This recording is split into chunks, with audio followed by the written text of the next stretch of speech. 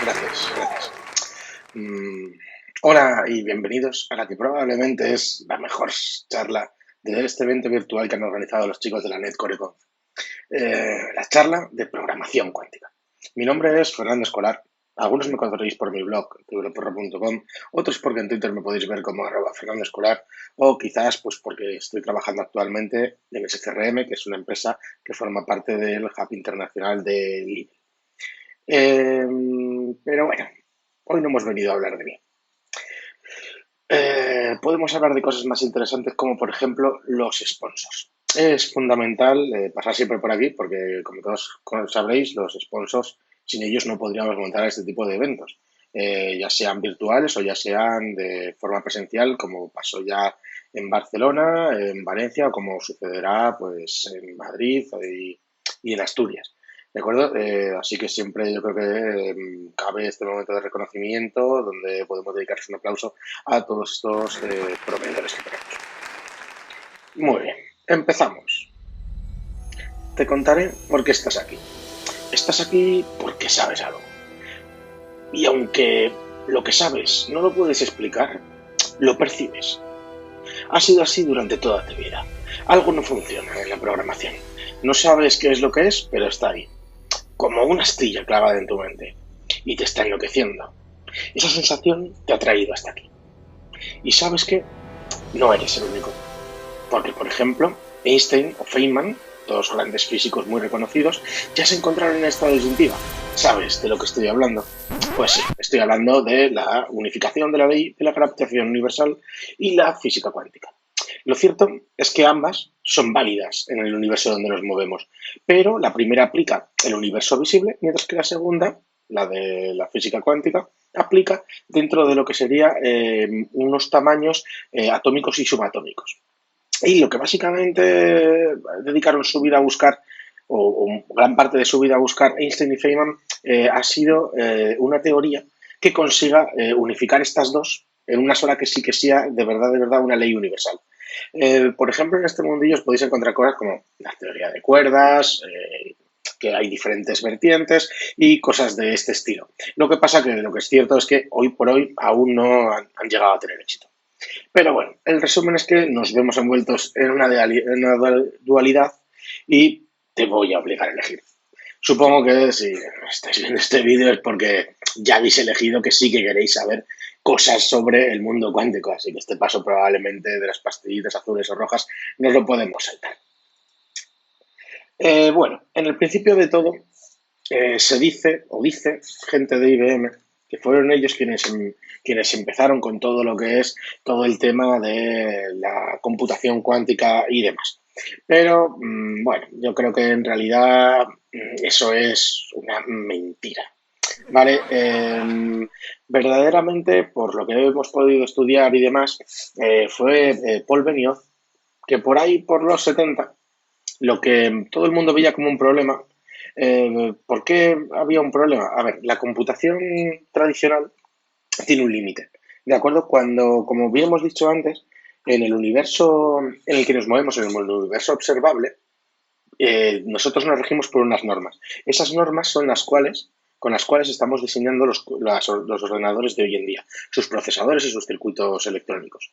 Pero en el momento que hagamos muy pequeños los circuitos, dejaremos de ser gobernados por estas normas y empezaremos a ser gobernados por lo que llamamos la mecánica cuántica.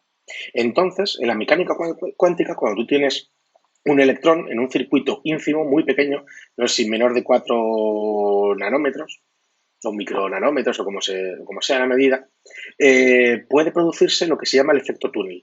¿Eso qué es? Que en un mismo momento, si estás cerca de dos semiconductores, de dos puntos semiconductores, un electrón se puede encontrar o bien en los dos semiconductores a la vez, o bien se puede transportar al que tiene al lado. De tal forma que esto provocaría un montón de errores a la hora de realizar operaciones con un computador que se basara en la arquitectura tradicional de computación y que tuviera un tamaño muy pequeño.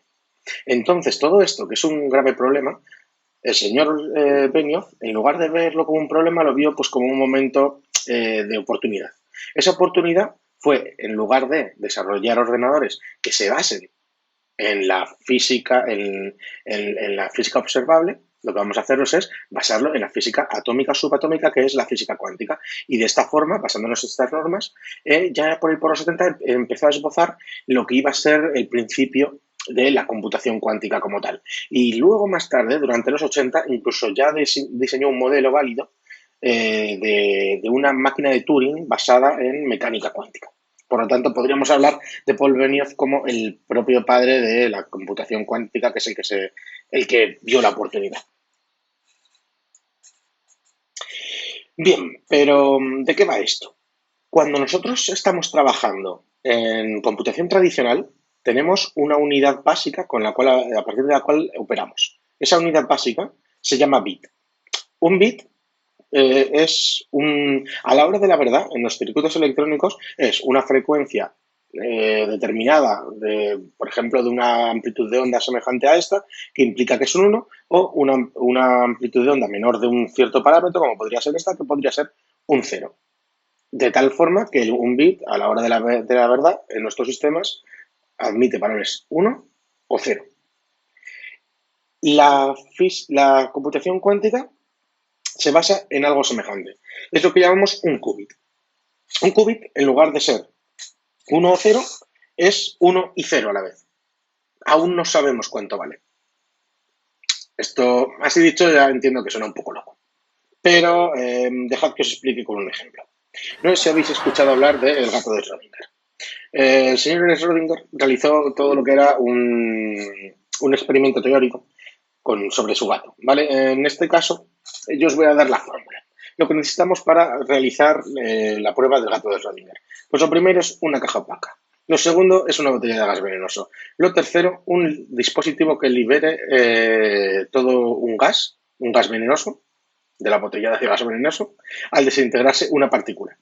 Y lo cuarto, y último, pero no por ello menos importante, es una partícula que tenga una probabilidad de un 50% de desintegrarse en un tiempo determinado X. Por ejemplo, pongamos que es una hora.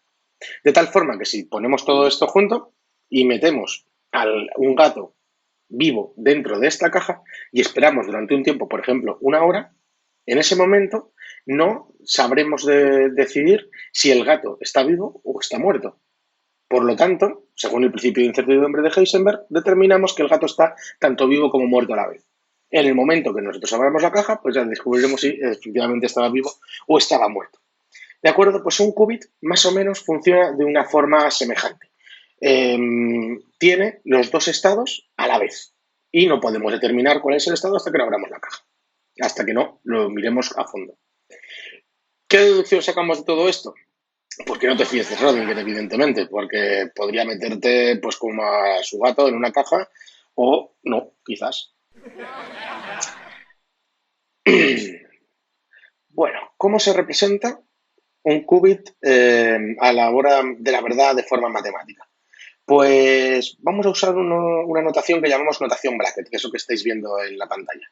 Lo que viene a implicar esta notación bracket es un valor alfa por el estado 0 más un valor beta por el estado 1.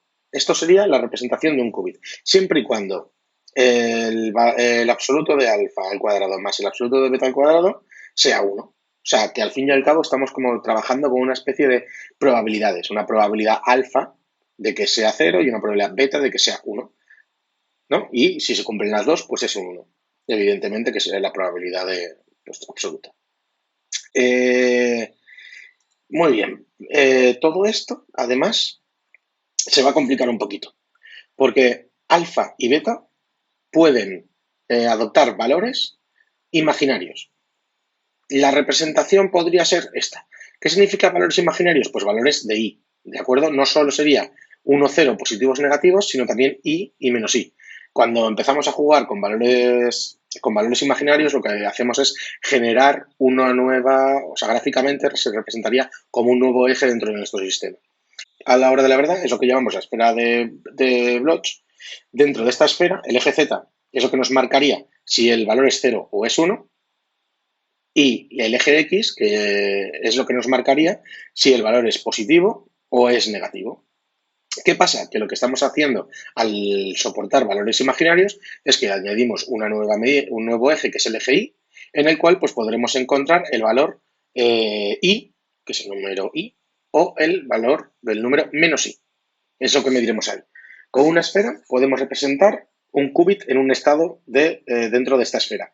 ¿Qué implica? Pues que son diferentes probabilidades de que sea un valor u otro y realmente lo que es un estado superpuesto. ¿De acuerdo? Lo que pasa es que es un estado superpuesto de valores imaginarios positivos y naturales, positivos y negativos. Lo que pasa es que la esfera sí que nos va a ayudar para entender un poco cómo se opera con este tipo de valor, vamos, un qubit. Muy bien. Al igual que en programación tradicional tenemos que podemos juntar dos bits y formar un número más complejo, mayor que 1 o que 0. Por ejemplo, si juntamos un 1 y un 1, que son 2 bits con valor 1, esto en decimal lo vamos a representar como un número 3. ¿Qué pasa? Pues que cuando estamos trabajando con computación cuántica podemos hacer lo mismo. Pero al trabajar con dobles estados, lo que vamos a crear es es un sistema más complejo, ¿de acuerdo? Ya no es un qubit, sino es un sistema de 2 qubits. En un sistema de 2 qubits, en lugar de comportarse de forma diferente y ser alfa más beta, alfa de 0 más beta de 0, empiezan a jugar juntos, entonces sería una probabilidad A de que sea 0, 0, una probabilidad B de que sea 0, 1, una probabilidad C que sea 1, 0 y una probabilidad D que sea 1, 1. Siempre y cuando pues, A o sea, A al cuadrado más B al cuadrado más C al cuadrado más D al cuadrado sea igual a 1. O sea, por lo tanto es una probabilidad de que tenga uno de los 4 estados posibles, pero ya no juegan por separado, sino es un sistema más complejo.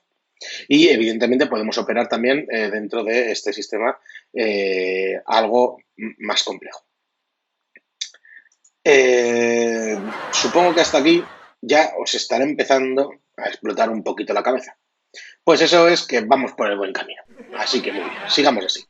En programación tradicional también siempre hemos podido utilizar lo que llamamos puertas lógicas. Esto es lo que se hace dentro de nuestros microprocesadores para realizar operaciones con los diferentes bits que tenemos y así pues poder hacer todas las operaciones que hacemos, desde dibujar una ventana en pantalla hasta pues hacer complejos cálculos pues matemáticos necesarios pues, para algún otro tipo de programa. ¿Vale? Las puertas lógicas evidentemente no son todas las que vienen aquí, esto simplemente es un ejemplo de las más básicas, ¿vale? Las puertas lógicas básicas que podemos encontrar en programación ordinaria pues son NET, el OR, el XOR, el AND, ¿vale? Que depende del input que tengan, pues tienen un output. En el mundo de la programación cuántica también tenemos una serie de puertas lógicas, ¿vale? Lo que llamaríamos pues las puertas lógicas cuánticas. Estas puertas lógicas no son exactamente iguales que las puertas lógicas que estamos acostumbrados a ver. La primera razón por las cuales no son iguales es porque dentro de las puertas lógicas cuánticas, toda puerta debe cumplir que si se ejecuta 2 veces, el estado de un qubit es el inicial. ¿De acuerdo? O sea, si yo tengo un qubit 1, ejecuto una operación, vuelvo a ejecutar esa operación, vuelvo otra vez al estado original en el que estaba en un principio, en ese estado, por así decirlo, como 1. ¿De acuerdo? Las puertas así que más conocidas que podemos encontrar dentro del mundo cuántico, pues sería por un lado la Z, que lo que hace es realiza un giro en el eje de las zetas, de tal forma que pues, nos cambia el símbolo positivo o negativo de nuestro operando, de nuestro qubit.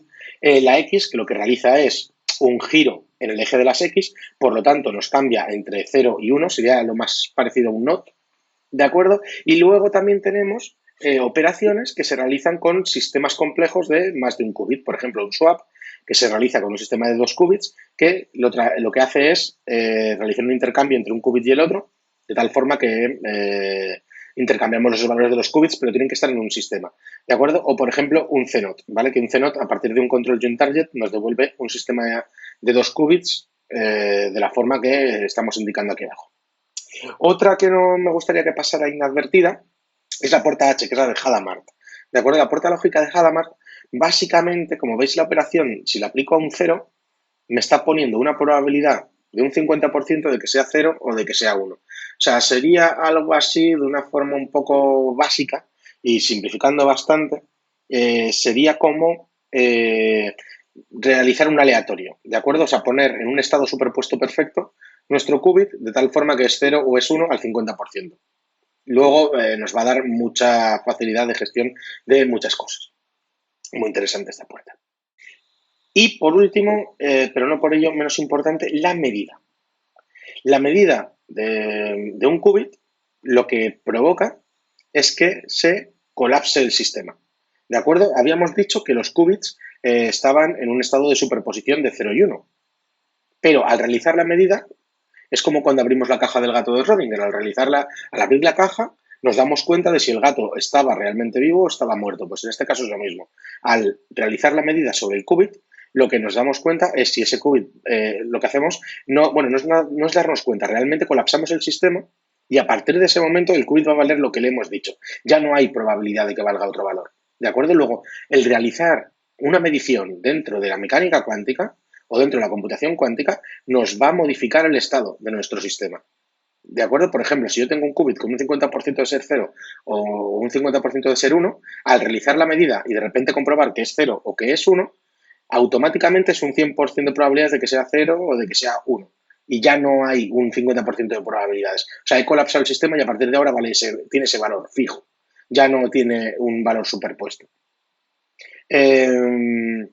Todo esto entiendo que os sonará un poco a chino, pero verdaderamente hay un experimento que lo ha comprobado, que es lo que llamamos el experimento de Young o el experimento de la doble rendija. En este experimento, lo que se ponía en práctica es cómo el hecho de observar un sistema modificaba los resultados.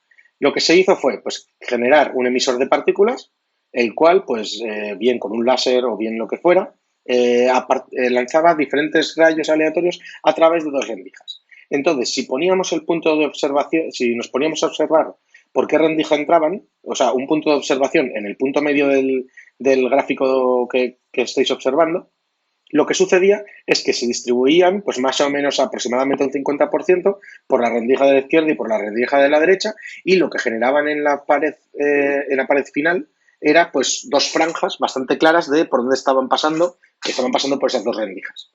Al quitar el punto de observación en ese punto intermedio, se volvió a realizar el experimento y entonces en lugar de conseguir dos franjas perfectas por las cuales estaban pasando las partículas, lo que se consiguió es una especie de efecto de interferencia. ¿Vale? Teníamos las dos barreras por las cuales pasaba, más luego unas interferencias un poco más lejos, que es lo que vemos en el gráfico a mano derecha. Esto es lo que nos demuestra que efectivamente el hecho de mirar, el hecho de medir en un sistema cuántico modifica el resultado. Ahora ya sí que, evidentemente, os he roto totalmente. What the fuck. Ya lo siento. Pero bueno, vamos a parar un poquito con la teoría y vamos a echar un vistazo a cómo podemos empezar a jugar ya con todo esto que acabamos de aprender, esas puertas lógicas y todo eso que llamamos de computación cuántica. Para ello, Microsoft ha puesto a nuestro servicio pues una librería que se llama, pues la que veis ahí, que es el Microsoft Quantum y QSAR, ¿vale? Que básicamente nos instala un soporte para un lenguaje llamado QSAR. Este lenguaje nos va a ayudar a generar código que ejecuta puertas lógicas de un sistema cuántico. Y además nos provee todo esto de un simulador para que localmente podamos ejecutar simulando que esto está dentro de una máquina cuántica.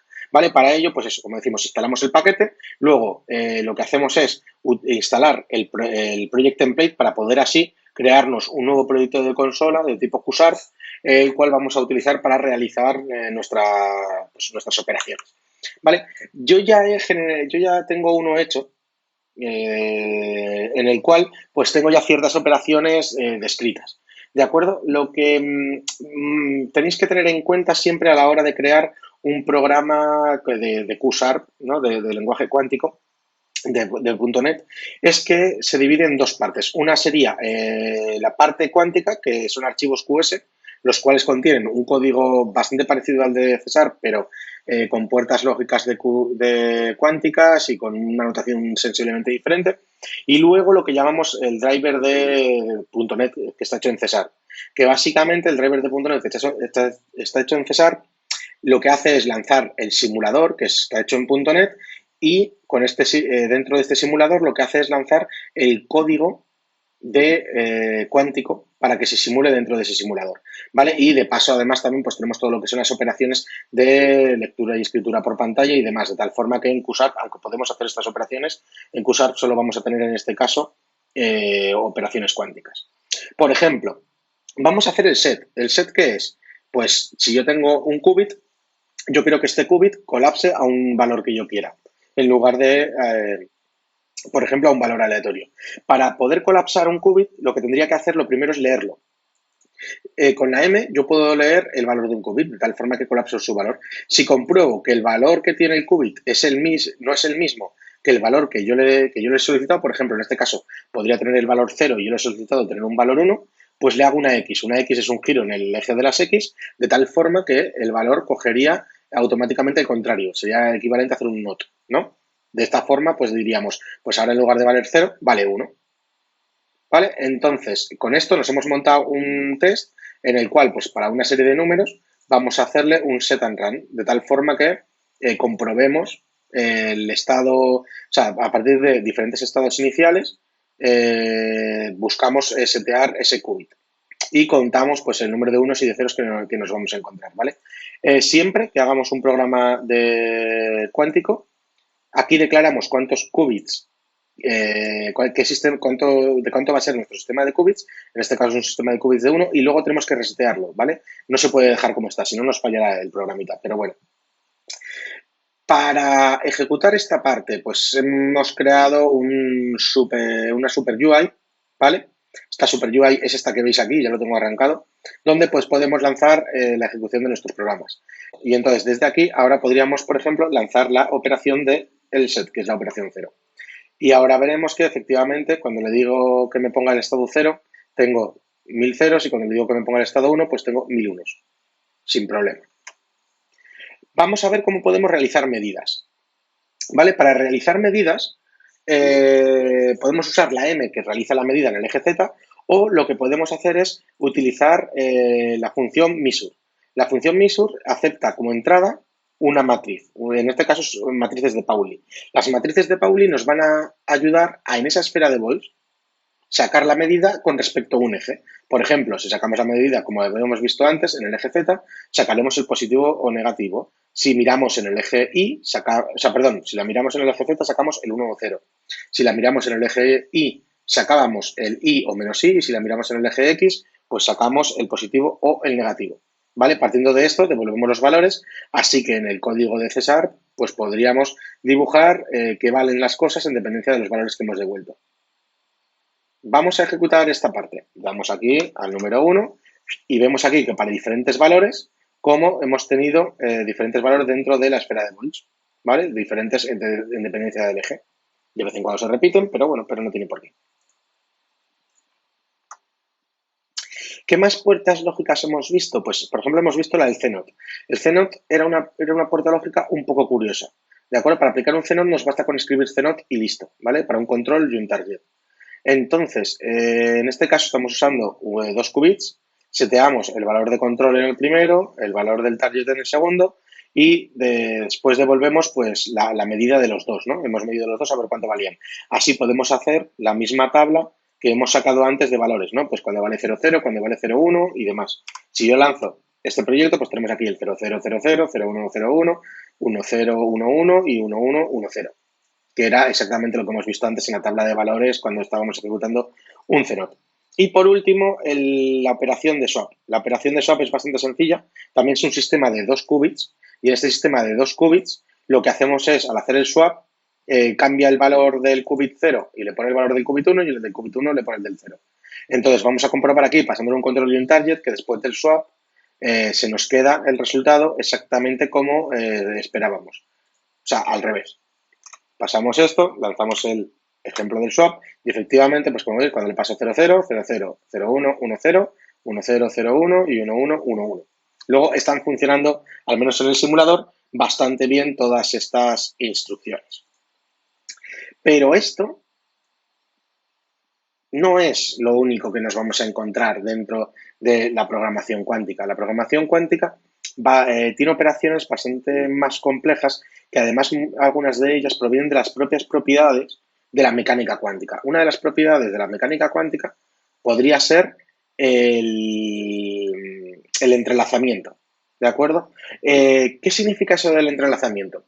Pues, a ver, habíamos estado explicando antes cómo podemos crear un sistema de 2 qubits, ¿no? Y que en el momento que tenemos un sistema de 2 qubits, ya deja de comportarse como uno y otro, sino que se comportan ya como 2 qubits unidos, de tal forma que las probabilidades ahora son de ser 00, 01, 10 o 11, ¿no? Ahora, imaginemos que en este mismo sistema tenemos una probabilidad de 1 partido raíz de 2 de ser 00, 0 de ser 01, 0 de ser 10 y 1 partido raíz de 2 de ser 11. Con esto cumpliríamos la norma de que A al cuadrado más B al cuadrado más C al cuadrado más D al cuadrado es igual a 1, porque serían solo estos valores. Pero estos dos automáticamente quedarían descartados. Por lo tanto, podríamos decir que en realidad tenemos una probabilidad del 50% de ser 00 y una probabilidad del 50% de ser 11, de tal forma que hemos descartado estas formas. Así que en el momento que yo realice una medida de mi qubit 1 o de mi qubit 2, o sea, perdón, en el momento que yo realice la medida del qubit 1, sabré lo que vale mi qubit 2 sin haber hecho nada con él. Y si yo opero con el qubit 1, automáticamente estoy operando en el qubit 2, porque no tengo otras probabilidades. Ya hemos creado un entrelazamiento. Lo que hago en un qubit queda marcado en el otro qubit. Si yo mido, colapso los dos. Si yo hago un NOT en los dos. ¿De acuerdo? O sea que los hemos dejado en un estado que son dos partículas diferentes, son dos qubits diferentes, pero que reaccionan al mismo tiempo, a la vez. Y esto, a donde nos va a llevar, y realmente le vamos a sacar mucho partido, es al tema de la teleportación. ¿No? Como decimos, ¿para qué esquivar balas si puedes teletransportarte? ¿No? La teleportación consiste en realizar un entrelazamiento cuántico y llevarnos una partícula, un qubit a un sitio y el otro qubit a otro, de tal forma que lo que yo haga en un qubit en un sitio, en el otro lugar lo estaré haciendo también. Entonces, es una especie de forma, no es teletransportar, pero sí es teleportar información de un sitio a otro. ¿Vale? De hecho, como podemos ver en este artículo, os voy a enseñar el artículo, un equipo de investigadores chinos ya consiguió, con unos satélites y demás, hace tiempo, ya consiguieron el récord de distancia de teleportación cuántica. Ese récord de distancia de teleportación cuántica estaba por encima de los 1.400 kilómetros. O sea, estamos aquí hablando de cosas de verdad. Esto, como podéis entender, podría ser la base de una futura Internet cuántica o un tema de comunicación usando partículas cuánticas, usando átomos, vamos, para ello. Lo cual, pues es genial. ¿De acuerdo? Para realizar este tipo de operaciones, pues aquí o sea, hay una metodología, ¿vale? Hay una forma de generar un entrelazamiento cuántico. Hay varias, pero hay una muy concreta que es esta que hemos implementado aquí. Aquí tenemos un entrelazador para entrelazar. Si vais a la Wikipedia y buscáis información sobre cómo crear un entrelazamiento, lo que os dirá es aplicar un Hadamard en el qubit 1 y luego un CNOT en el qubit 1 y en el qubit 2. Y ya está. Y a partir de este momento, estos qubits están entrelazados. Lo que yo haga en el 1 se hace en el 2 y viceversa. ¿No? Aquí tenemos la prueba. Lo que hago es me creo un sistema de 2 qubits, le pongo unos valores iniciales, ¿vale? En un principio le pondré el valor que le pase por parámetro, un 1, un 0, y en el segundo tiene, pues en este caso siempre va a tener un 0, ¿vale? Para no reñir. Crearemos un entrelazamiento y luego lo que haré es una medida. Entonces, dentro de este ejemplo, lo que vamos a probar es a pasarle tanto un 0 como un 1, ¿vale? Le pasaremos un 0 y luego un 1, mientras que el segundo qubit siempre va a ser 0. ¿Qué pasa cuando ejecutamos esto? Si usamos el entrelazamiento, ¿veis? Cuando le paso un 0, los dos valen 0 y cuando le paso un 1, los dos valen un 1 después de hacer un entrelazamiento. Así que con esto queda comprobado que efectivamente podemos generar esta propiedad. Y vamos más allá. A la hora de hacer una teleportación de 2 qubits, también tenemos una fórmula ya matemática hecha. ¿Vale? Para ello, lo que se nos dice es que lo que tenemos que hacer es utilizar un canal, que es un qubit, se va a usar como canal, no está dentro del sistema de qubits original, sino que es un qubit diferente. Entonces, generamos un entrelazamiento cuántico entre nuestro canal, bueno, a ver, teniendo una fuente y un objetivo, ¿vale? Para crear esta teleportación, o sea, yo escribo aquí y lo recibo aquí, lo que voy a hacer es crear un canal, entonces ese canal lo entrelazo cuánticamente con el target y luego lo que hago es un CNOT de la fuente con mi canal. Aplico el operador de Hadamard y ya entonces tengo ese teleporte hecho. A partir de ahora ya puedo empezar a enviar información desde la fuente hasta el target y viceversa. Lo que haga en uno, lo hago en otro y lo hago a distancia. ¿Vale? En este caso, aquí lo que hemos hecho es realizar la medida y siempre la medida tiene que tener una corrección, ¿vale? Esa corrección viene aquí, aplicando un giro en Z o aplicando un giro en X, en dependencia de si alguno de los dos valores tiene uno, ¿vale? Y ya está. Y bueno, y aquí ya finalmente dejamos todos a cero. Si queréis, podemos echarle un vistazo a cómo verdaderamente esto, pues usando diferentes targets y diferentes cómo estamos realizando ese teleport en simulado. Evidentemente no es un teleport de verdad porque no tenemos ahora mismo una máquina cuántica, pero podemos simularlo aquí. Y cómo pues ponemos el mismo valor en uno, pues el 0,0 y el 1,1. ¿De acuerdo? Pero aquí tenemos el código que les lo demuestra y como ya os he dicho, hay una noticia del periódico ya de hace un par de años con el récord, de verdad, por si que hay gente trabajando con ello. Mientras tanto, en el mundo real, aparte de estas pruebas, ¿qué más nos encontramos? Pues bueno, lo primero que deberíamos mirar es el tema de qué aplicaciones tiene esto. Pues según lo que ya hemos empezado a ver, por ejemplo, se nos podría ocurrir crear un cifrado cuántico. Este cifrado cuántico lo que se basaría en una serie de claves privadas que estarían almacenadas en qubits. Si nosotros cogemos una clave privada y la almacenamos en un qubit, significa que si alguien viene y nos intenta robar esas claves, al leerlas, para robárnoslas, colapsaría el sistema de tal forma que esas claves privadas dejarían de ser útiles porque ha roto el estado de superposición. ¿No? ¿Os acordáis, ¿no? Del principio de Heisenberg, de incertidumbre, esa superposición de que no sabemos si vale 0 o vale 1, pues en el momento que yo las leo para robarte esas claves privadas, lo que hago es colapsar el sistema y esas variables privadas ya nunca más valdrían. Por lo tanto, crearíamos un encriptado imposible de romper, porque esas claves privadas serían imposibles de robar. Además, también otra aplicación que podemos encontrar hoy en día y que se está trabajando mucho y es importante para estos días es el tema de modelos de moléculas para generar fármacos. Da la casualidad de que los fármacos, las moléculas de los fármacos, se mueven en un mundo muy pequeño, en un mundo atómico o subatómico, de tal forma que la física por la que se rigen es la física cuántica.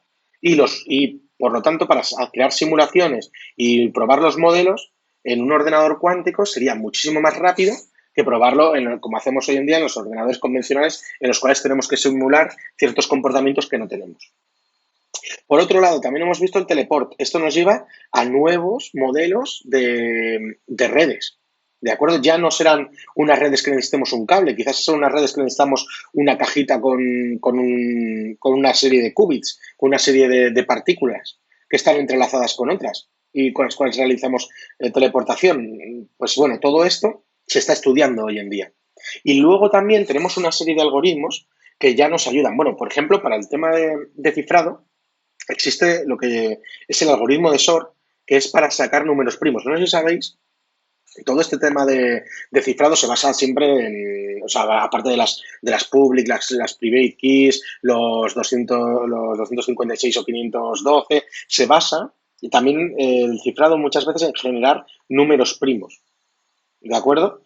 Se estima que una máquina, que un computador cuántico que pueda generar sistemas de unos 4.000 qubits, desencriptarían en un abrir y cerrar de ojos todo cifrado de los que tenemos hoy en día. Evidentemente, con un cifrado cuántico no podrían, ¿de acuerdo? Y todo eso gracias a un algoritmo que hay especial para sacar números primos, que es el algoritmo de SOR, que es un algoritmo que se ejecuta es un algoritmo cuántico, se ejecutaría en una máquina cuántica, tiene un porcentaje de error como todo algoritmo cuántico, pero da resultados mucho más veloces de los que nos damos con programación tradicional. Y lo mismo nos pasa con las búsquedas. Existe otro algoritmo, que es el algoritmo de Groth, que reduce lo que es la búsqueda en n elementos de algo, por ejemplo, un texto o de un número, lo reduce de lo que tardaríamos con los algoritmos tradicionales, que es aproximadamente la mitad del número de elementos que tenemos en número de ciclos, ¿no? Pues tardaría a la raíz del número de elementos que tenemos, esos ciclos, lo cual es una reducción bastante grande, ¿no? Sobre todo con colecciones de elementos muy, muy, muy, muy grandes. Por lo tanto, tiene una aplicación que es muy útil, bueno, y aparte probablemente muy maligna, ¿no? Eh, lo que no sé cómo explicaros, pero para que lo entendáis un poco, un qubit se encuentra en todos los estados. Entonces, como un qubit se encuentra en todos los estados, verdaderamente cuando nosotros lanzamos operaciones con qubits, estamos probando todas las posibilidades de un solo ciclo. Si os hacéis a la idea, por ejemplo, de cuando se habla de flops, de teraflops, de no sé qué, con las nuevas videoconsolas, si empezáis a sumar el número de operaciones en paralelo que se hace con un solo ciclo dentro de una máquina cuántica, destrozamos cualquier valor de teraflops y de movidas que haya hoy en día en el mercado. Con una máquina, yo que sé, creo que era con 100 qubits, pues empecéis a hacer exponenciales de 2, pues se nos va la olla, ¿vale? O sea, es muchísimo. O sea, 2 elevado a 100, pues son muchísimas operaciones en un solo ciclo. Simplemente para que nos hagamos la idea. O sea, es una burrada el poder de computación de una máquina cuántica. Eso que también quiero que entendáis y por eso cambian, o sea, es un nuevo paradigma que nos abre muchas puertas y evidentemente aún no tenemos todas exploradas. Hemos empezado a explorar algunas y seguro que surgen otras más. Eso no quiere decir que una máquina, un computador cuántico, quizás sea la máquina más apropiada para mostrar interfaces gráficos, ventanitas o yo qué sé, o trabajar con videojuegos, por ejemplo. No, quizás es una máquina más profesionalizada en otro tipo de actividades. Pero bueno, eso se verá verdaderamente con el tiempo.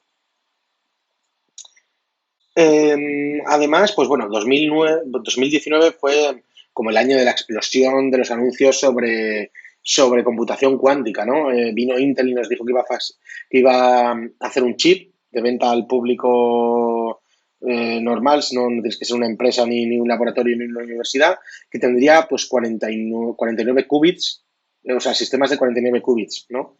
O, por ejemplo, IBM, que dijo que tiene ya un sistema por ahí que es el sistema cuántico, que es el más grande, que tiene 53 qubits. También vino los de D-Waves, que es una empresa de armas nucleares estadounidense, que estaban trabajando en los Álamos en una máquina con 5.000 qubits, ¿vale? Y dicen que lo van a tener para este año, a ver si es verdad. 5.000 qubits sería como romperlo todo. Luego, también esto tiene connotaciones, no son 5.000 qubits en realidad, son simulaciones la mitad y bueno. No es una máquina cuántica al uso. Pero bueno, pero ya nos vemos cómo se está empezando a trabajar.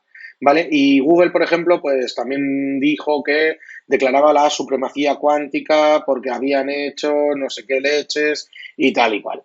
Evidentemente, esto a mí de Google lo que me parece es pues, lo mismo que lo de IBM. Me parece mentira, mentira.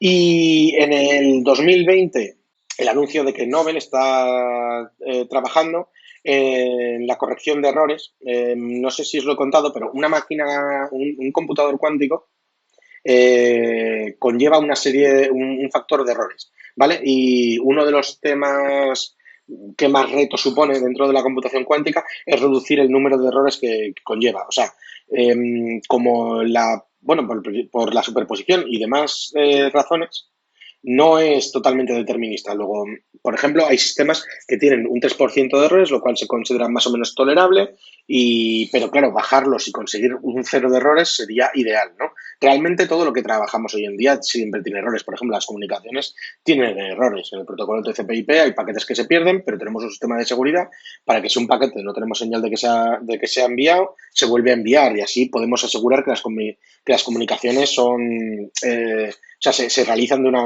¿no? de una forma pues, confiable, ¿no? Y luego lo que me parece más importante para estos momentos, sobre todo que supongo que estaréis muchos de vosotros ahora mismo en casa confinados, como es mi caso y el de supongo que todos los ponentes y organizadores de la NetCoreConf, pues D-Wave ha puesto al servicio de la búsqueda de un fármaco para ayudarnos contra el coronavirus todos sus computadores cuánticos, ¿vale? Podéis leer la noticia en ese enlace, lo cual es muy buena noticia porque como hemos visto va a ser más rápido el poder calcular, hacer simulaciones de moléculas que nos ayuden a combatir el coronavirus gracias a la computación cuántica porque nos estamos moviendo con las mismas normas, por lo tanto esas simulaciones van a ser mucho más rápidas y podrán llegar antes, esperemos, a algo que nos ayude, ¿vale? En este problema mundial. Y bueno, un poco también para hacernos, o sea, después de soltaros toda esta información, entiendo que os habréis quedado un poquito como perdidos, pero sí que me gustaría enseñaros un ejemplo, ¿vale? En una charla del TED de una mujer se llama Sohini, o no me acuerdo, bueno, tenéis ahí el enlace, lo podéis mirar en una charla de esta del TED de 10 minutos, pero hablaba, pues para un poco que la gente se hiciera la idea de cómo es el cambio del paradigma cuántico, hablaba sobre el videojuego de realizar un flip de las monedas, ¿no? Era, bueno, el videojuego, el juego, ¿de acuerdo? ¿Este juego en qué consistía? Pues yo tengo una moneda en un estado cero, ¿vale? El estado llamaremos, por ejemplo, cara, ¿no? La tengo en estado cara, siempre originariamente, y entonces le digo a una máquina, le doy la opción al computador de hacer un flip de la moneda o no hacerlo. De tal forma que se me crearía una bifurcación en el camino si no he hecho ningún flip o sí que se he hecho el flip. Después le pasaría esa moneda a un humano y entonces el humano debería decidir si realizar el flip de la moneda o no, de tal forma que se me generarían más casos. Finalmente, vamos a obligar al ordenador a realizar un flip de la moneda sí o sí, ¿vale? No, ya no hay opción, ya no es aleatorio. De esta forma hemos generado diferentes valores y si probamos este algoritmo a ejecutarlo en una máquina tradicional, encontraremos con que, por ejemplo, si el ordenador espera que sea cero o el ordenador espera que sea siempre uno, encontraremos un 50% de las veces que el ordenador va a ganar al humano o un 50% de veces que el humano va a ganar al ordenador. ¿De acuerdo? Si lo ejecutamos el suficiente número de veces, ¿vale? Estaremos cerca. Si lo ejecutamos 10, no sé, pero si lo ejecutamos 1000, estaremos muy cerca de 50-50. Por probabilidades, ¿vale? Es un ejercicio de probabilidades. ¿Qué pasa con una máquina de computación cuántica? Pues esa máquina de computación cuántica gana el 97% de veces y el 3% de veces pierde. ¿Y por qué pierde ese 3% de veces? Porque, como hemos dicho antes, la computación cuántica conlleva un margen de error. Ese margen de error, en este caso, sería el 3%. Claro, yo cuando escuché todo esto en el vídeo este que os estoy comentando, me quedé muy loco. Pero entonces dije, voy a probarlo. Entonces, para probarlo, usé un simulador que ha creado la propia IBM, ¿vale? El simulador lo veréis en el Quantum Computing de IBM, en el cual pues podemos montarnos nuestros circuitos, y ya me monté mi Coin Flip Game, y nos podemos montar nuestros circuitos. ¿Cuál es la trampa detrás de esto de que siempre gane la máquina? Es ese cambio de paradigma, ¿vale? No es la trampa que es que cuando realiza un flip la máquina realiza una H, que es la puerta Hadamard, que si os acordáis lo pone al 50%, de tal forma que luego cuando el usuario, el hombre, va a hacer el flip o no lo va a hacer, que es el caso de la línea de abajo, no va a tener efecto. O sea, si tú le haces un 50% de ser 0 y un 50% de ser 1, le haces un flip, o sea, le haces un nota a eso, sigues teniendo un 50% de ser 0 y un 50% de probabilidad de ser 1. Y al volverle a aplicar el Hadamard, ¿os acordáis? Aplicamos 2 veces la misma puerta lógica, se queda en el estado inicial. O sea, hemos conseguido poner, por así decirlo, la esfera de volts, dejarla de medio lado para que la X no tenga efecto y luego al volver a dejar como estaba inicialmente, sabemos que el valor, como el valor inicial era 0, que el valor va a ser 0. Tanto si hace flip el usuario como si no hace flip. De tal forma que este test lo que nos tendría que dar es que siempre es 0, porque la máquina nos ha trucado, nos ha engañado, en lugar de hacer X, que es el flip, hace una H. ¿Qué pasa? Esto lo hemos lanzado en el emulador, en el IBM QASM Simulator, y entonces al lanzarlo en el simulator, lo que nos ha dado es un 100% de veces es 0,000 el estado. Evidentemente solo estamos usando los dos primeros qubits, ¿vale? Los últimos no. Entonces solo nos importa el valor de los dos, ¿vale? No estoy usando los 5 que nos dan. Pero también he lanzado esta prueba, la he lanzado dentro de una máquina que tienen en Orense que es de verdad, ¿vale? O sea, he gastado ciclos allí para realizar este ejercicio. Y al realizar este ejercicio nos ha dado un 96,9% de veces que es 0,0, un 1,3 que es 0,1 y un 1,66 que es 1,0. Por lo tanto, vemos aquí el margen de error de aproximadamente un 3% y unos datos más parecidos a los que os he contado. Pero más allá, me he ido a otra máquina que tienen en Vigo, que es un poquito más precisa. Y en esa máquina, entonces, lo que hemos obtenido era un 98,5% de veces que es 0,0 y unos factores mucho menores de error de que sea 0,1 o 1,0. Y así es como funciona todo este mundo. Si queréis manejarlo, os lo recomiendo. Podéis poner aquí, estas son las puertas lógicas, las vais poniendo, estos son los diferentes qubits. Podéis aquí simular, por ejemplo, teleport, por simular y ejecutar de verdad en una máquina, porque cuando le deis a run, podéis elegir o bien máquinas de verdad, o bien máquinas, o bien el simulador. De acuerdo. Y esta es pues la máquina, pues bueno, la simulación del ejercicio, como veis, usando pues esas máquinas cuánticas que nos ha dejado IBM pues para que podamos ver. A ver, pasamos el ejercicio hacia adelante. Ya hemos visto la demo. ¿Y qué hay de Microsoft? Pues de Microsoft lo que nos hemos encontrado ya desde hace un año casi es esta página web en la que dicen que sí, que tiene una preview del Azure Quantum. Yo hace tiempo que ya me metí como que quería ser early adopter, me enviaron una encuesta y demás, pero no debo de ser lo suficientemente bueno como para que Microsoft me lo quiera dar. Así que sí que me gustaría pues pediros a todos un pequeño favor y por favor, pues si podéis meteros en las redes sociales y decirle a Microsoft, por favor, aceptar a Fernando Escolar para que sea parte de la preview, porque quiero haceros este ejemplo de las flipcoins también con las máquinas de Azure Quantum en lugar de con las de IBM, que además creo que sería muchísimo más interesante para este tipo de eventos de la NetCoreCon, ¿no? Eh, y bueno, más o menos, pues hasta aquí va todo. Ahora mismo estamos en un evento virtual, lo que yo esperaría sería pues preguntas para poder ir respondiendo.